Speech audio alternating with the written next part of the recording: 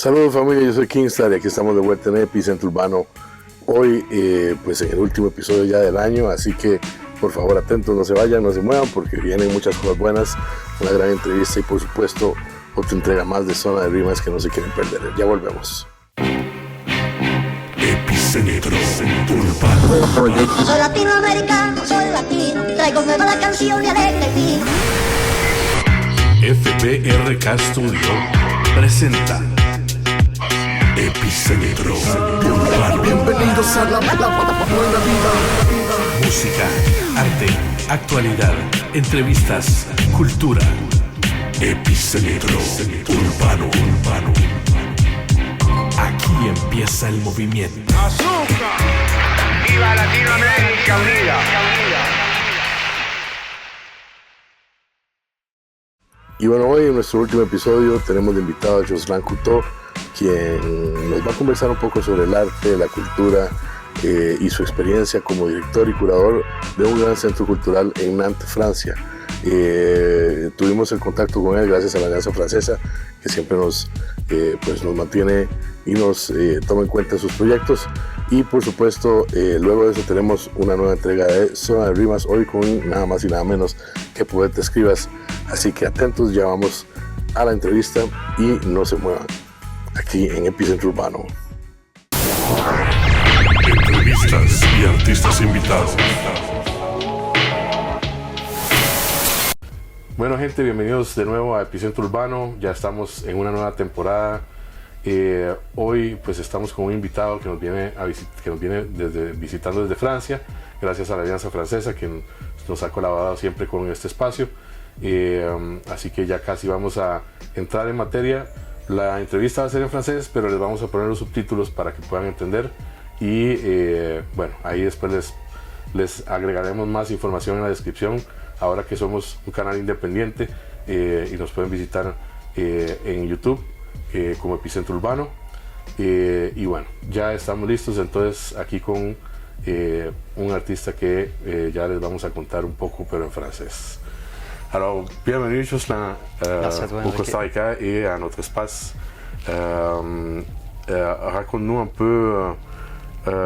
peu sur ton expérience. Alors, tu es producteur pour les espaces culturels et tu travailles à Nantes avec un centre culturel où se déroulent beaucoup d'activités de différents genres, mais toujours dans le champ artistique urbain. Raconte-nous un peu ton expérience avec Trempo, mais on veut aussi écouter un peu de ton expérience en solo parce qu'on sait que tu as beaucoup d'années de bouger dans la scène. Hein? Alors, par où tu peux commencer? Très bonne question. Je peux peut-être reprendre un petit peu mon parcours sur Nantes. Moi, ça fait 17 ans que je suis arrivé à Nantes. J'ai commencé en m'investissant déjà dans la radio en tant que bénévole. J'ai fait 12 ans de radio dans une radio qui s'appelait Radio Prune, qui est la radio universitaire de Nantes. Par la suite, je suis devenu directeur de cette radio de 2014 à 2018.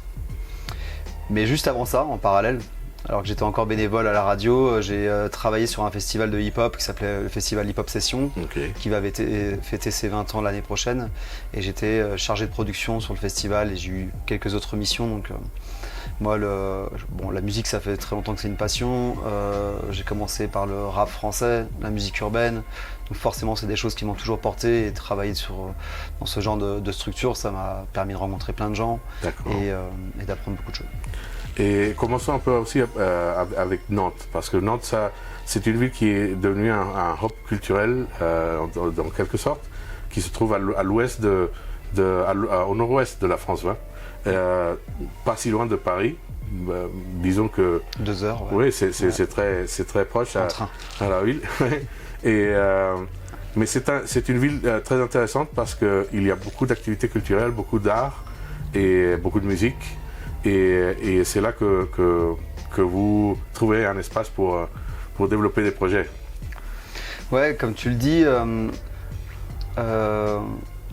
fin des années 80, début des années 90, Nantes, on l'appelait la ville, la belle endormie, parce qu'il y a eu les fermetures des chantiers navals, et à ce moment-là, il y a eu beaucoup de chômage en fait, donc il n'y avait pas beaucoup d'activités. Les politiques, au début des années 2000, ont fait le choix d'investir dans la culture pour pouvoir redynamiser la ville, et ça a bien fonctionné. Ils ont mis beaucoup d'argent dedans. Ça a été aussi porté par certaines personnes qui ont été, on va dire, peut-être des... j'aime pas trop le mot père fondateur, mais plutôt des gens qui ont impulsé des dynamiques culturelles. Et moi, quand je suis arrivé à Nantes, il y avait déjà ce mouvement-là. Et des structures comme Trampo, où je travaille depuis maintenant 5 ans, sont nées de cette manière-là. Alors, si on doit reparler de la structure Trampo, on est un espace d'émergence musicale. Depuis début des années 90, on accompagne la pratique des musiciens amateurs et professionnels dans leur parcours. On a une offre de studio de répétition, mais on développe aussi des projets d'accompagnement. Et en 2012, la ville a réinvesti dans des bâtiments sur l'île de Nantes. On a une île sur Nantes, et ils ont créé une sorte de quartier qui s'appelle le quartier de la création. Et au même endroit, on a aussi bien une structure qui s'appelle les machines de l'île. C'est assez impressionnant, il y a un grand éléphant mécanique qui fabrique plein de machines de cette manière-là. Et il y a Trampo, notre bâtiment et notre espace justement d'émergence. Et il y a aussi Stérolux, qui est la salle de diffusion à une plus grosse échelle. D'accord. Et toi, comment t'es-tu intéressé à tout ça, à l'art, à la musique? C'est quoi tes influences au début, quoi? Comme je te le disais tout à l'heure, alors alors je ne veux pas repartir les premières influences. Je pense que mon père a été pour quelque chose, parce que c'était un mélomane. J'ai écouté beaucoup de musique à la maison, des vinyles, et par la suite, chacun fait son parcours. Et vraiment au collège, je suis tombé j'ai eu la découverte du rap français, des IAM, des groupes comme ça et j'ai commencé à faire du breakdance, aussi à faire de la danse. Et du coup à ce moment-là, j'ai tout aspiré. En mode ok, c'est ça que je veux faire. J'ai commencé à aller à plein d'événements. Un peu plus tard, j'ai ouvert un peu mon spectre. J'ai commencé à écouter du dub, des musiques un peu plus ethniques, ce qui m'a un peu ouvert vers les musiques électroniques. Et ça correspondait. J'étais au lycée à ce moment-là, et ça a correspondu un peu au moment où mon père a enfin réalisé un peu son rêve. C'est qu'il est devenu. Il avait toujours voulu être disquaire dans sa vie. Il n'avait pas d'argent. Et au début des années 2000, il y a une médiathèque qui a ouvert dans la ville où je vivais, en Sud-Vendée. Et du coup, il a remporté le job, et du coup, il a créé tout le fond de la médiathèque. Donc, il y a eu près de 15 000 CD qui sont arrivés chez moi, les magazines de musique. Et du coup, moi, j'ai tout écouté, j'avais les fiches des fournisseurs, je les cochais, je veux ça. Plus beaucoup de concerts. Ça, c'est un gros avantage. Hein, C'est sûr. Très bien. Et avec Trampo, je vois que c'est un espace multidisciplinaire où il n'y a pas seulement de la musique, il y a aussi d'autres types d'art. Il y a beaucoup d'échanges, au moins ce que j'ai vu dans les réseaux et sur Internet.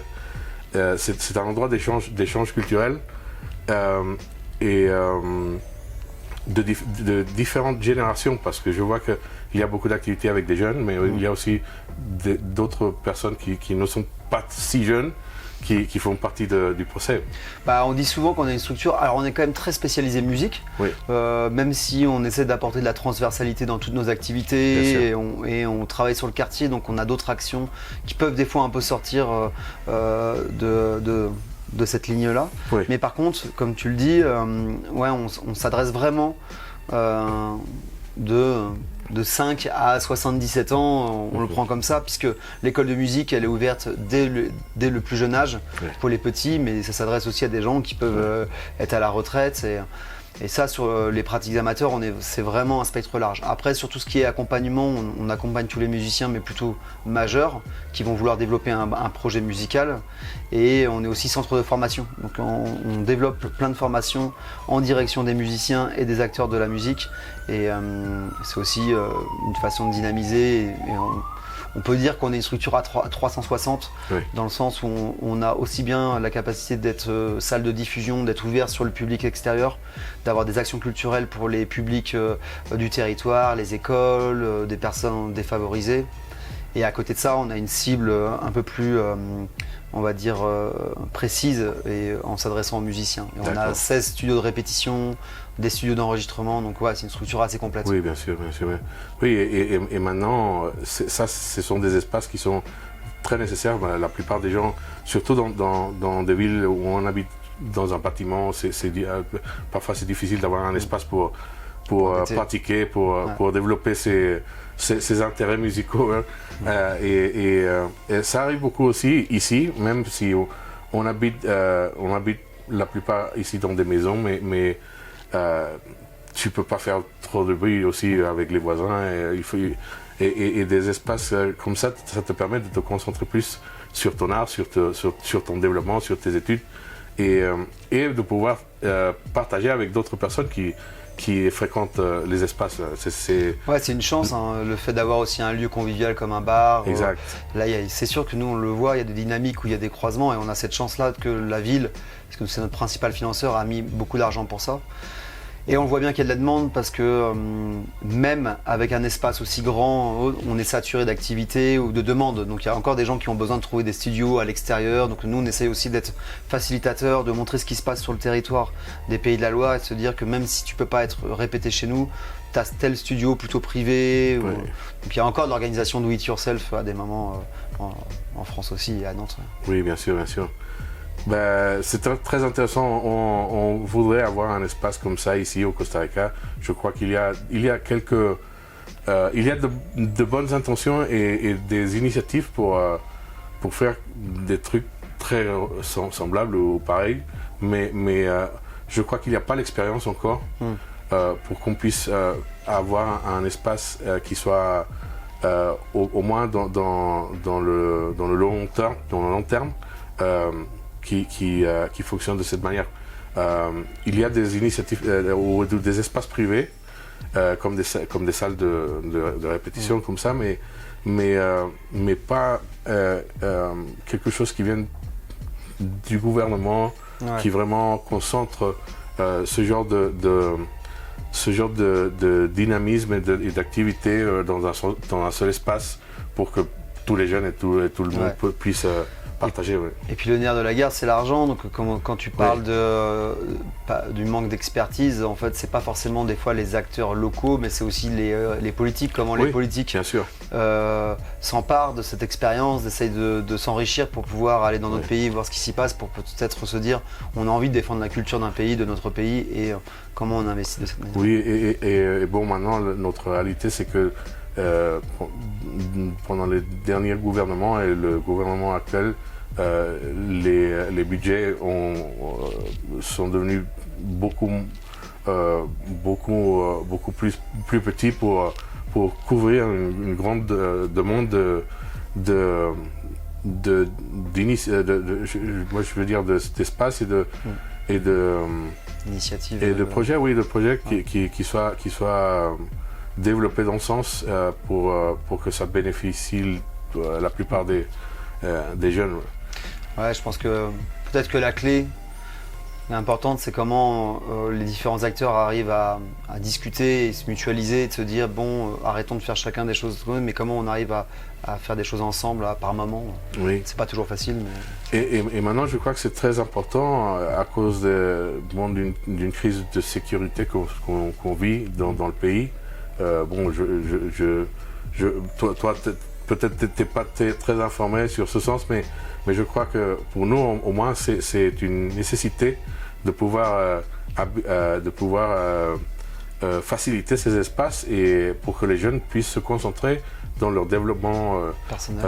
Et pouvoir les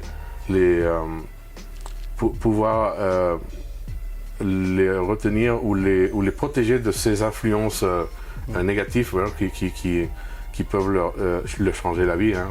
À la fin, c'est ça. Leur donner un futur qui n'est pas celui qu'on voudrait. Voilà. Et les aider à pouvoir avoir des opportunités plus positives pour leur futur. Je vois tout à fait. Ouais. J'ai l'impression quand même que tu as ici, en tout cas, tu as un super outil pour pouvoir avancer de cette manière-là. Ben, c'est ce qu'on essaie. On essaie de faire, d'apporter notre petit grain de sable, quoi. Mais nous, c'est un espace privé qu'on essaie d'ouvrir tout ce qu'on peut, mais on a des limitations pour pouvoir apporter plus de ressources et de soutien à d'autres groupes de jeunes et de personnes qui veulent apprendre un peu plus sur l'art et sur la musique et tout ça. Ouais.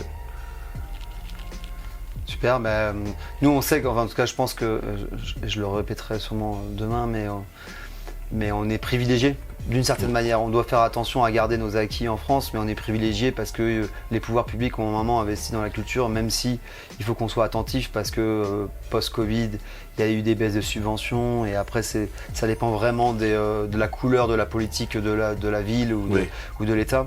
Mais on sait qu'on a cette chance-là, donc il faut qu'on arrive à de plus en plus la préserver. Et je suis d'accord avec toi, l'objectif c'est quand même de pouvoir montrer au pouvoir public la nécessité de comment aider des jeunes pour pas qu'ils prennent la mauvaise voie et se dire que par la musique et l'art, c'est des choses qui peuvent vraiment fonctionner. Oui, je crois que c'est ça. Beaucoup des gens au pouvoir n'ont pas ne connaissent pas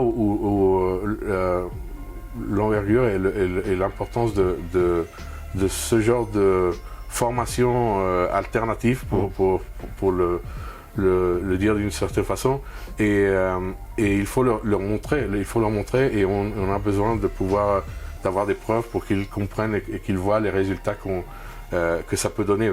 Et je crois que c'est le procès sur lequel on est en train de travailler ici, mais il manque encore beaucoup de chemin à parcourir. Mais je crois que vous étiez déjà dans une phase beaucoup plus avancée, où les gouvernements comprennent beaucoup plus l'importance de ce genre de projet. Mais pour nous c'est intéressant parce que comme ça on a un peu de feedback pour nous aussi appliquer appliquer des choses que vous avez déjà prouvé qui fonctionnent, et pour nous aussi nous faire sentir avec les gouvernements et les autorités pour pouvoir changer un peu cette réalité. C'est vraiment un travail, je pense, sur le long terme. Quand je vois Trampo, maintenant, on a été créé à 34 ans, 33, 34 ans. Oui. L'association, elle a mis du temps avant d'arriver à ça, donc c'est vrai que c'est... Oui, c'est pas chaque pas par pas, au on arrive à lendemain, faire des choses, mais c'est super de pouvoir commencer, de s'enrichir d'expériences ailleurs. Moi, je continue encore à voyager en revenant ici, je découvre de nouvelles choses, de nouvelles façons de penser aussi, ma façon de travailler et de découvrir, d'écouter de la musique, et on a tout à apprendre des autres. Mais c'est pour ça que c'est très important cet échange d'informations, d'expériences que facilite des espaces comme l'Alliance française, de pouvoir avoir des personnes comme toi qui ont déjà cette vision et cette expérience avec des projets comme Trampo, et pouvoir nous nourrir de ça, quoi. Et merci beaucoup. Merci à beaucoup pour ton temps, et à tout à l'heure. Hein. Tout à l'heure.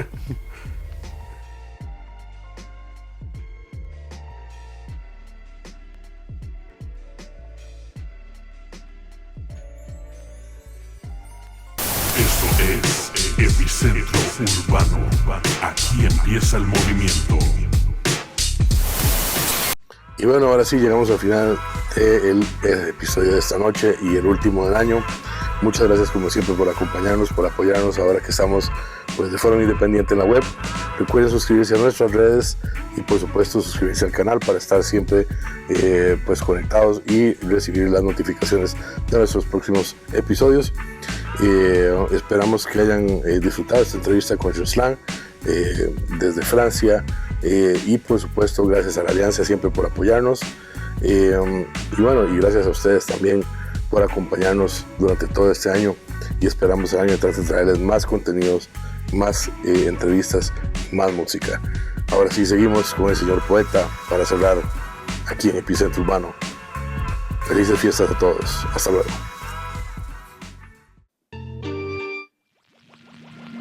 Yo, big ups a Edu desde Puerto Rico. Costa Rica, Puerto Rico, comenzó.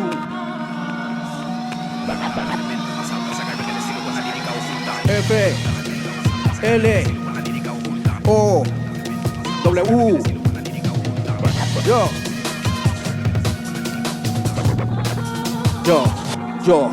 Yo vengo a definir lo que es el flow, palabra que se une para abrir mi show. Técnica combina mejor letra con sentido, activando los latidos del oído receptor. Yo vengo como un emisario embajador, inyectando estamina, melanina de color. Soy un sol latino con estilo, con sabor, construyendo puentes, puro chapaco, sudor. Disfruta el fluido que te creo, recreo, leo, veo los sonidos, los poseo, los solfeo. Único poeta no ateo que descifra los códigos a toda velocidad.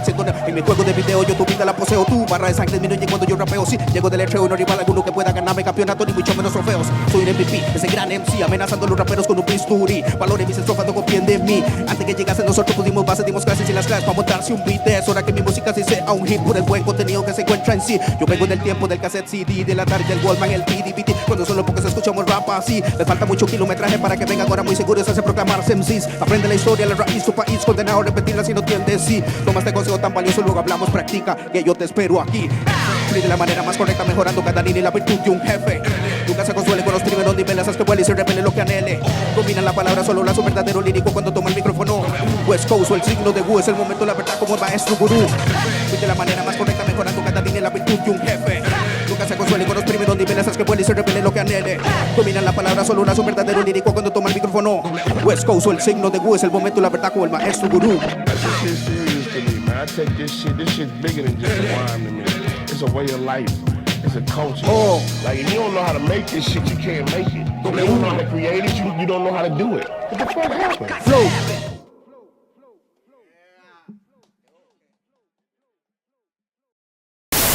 Epicentro Urbano. Bienvenidos a la buena vida. Música, arte, actualidad, entrevistas, cultura. Epicentro Urbano. Aquí empieza el movimiento. ¡Azúcar! ¡Viva Latinoamérica Unida!